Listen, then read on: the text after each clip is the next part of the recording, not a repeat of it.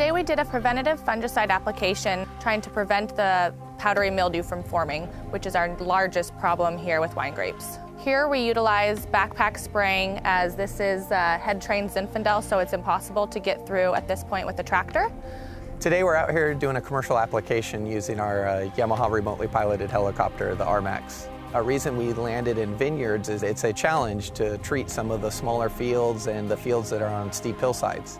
They're currently being treated with workers wearing a 40-pound backpack that walk through spraying the field with all the chemicals all around them.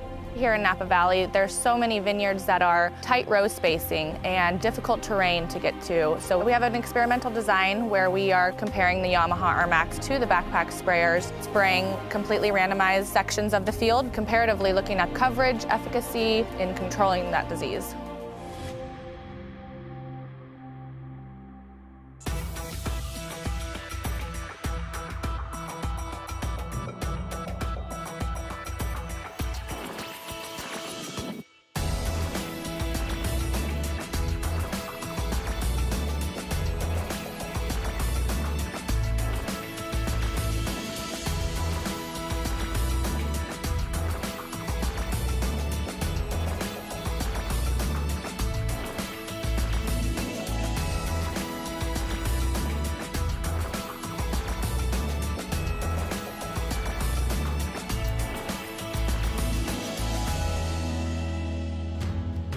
I think some of the advantages are timing. It's a lot easier to come in and spray with the RMAX.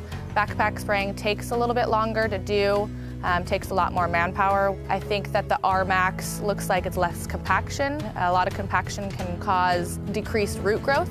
These are all preliminary benefits from the RMAX. It's been used for 25 years in Japan. In about the last 5 years, they've begun to expand it to new markets. Our initial target is targeting vineyards in Napa County and Sonoma County.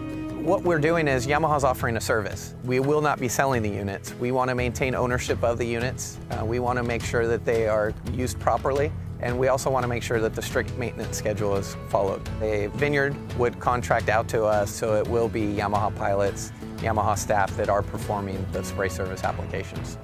I really got excited with the Yamaha RMAX. Our goal here is to always create the best quality wine grape that we possibly can.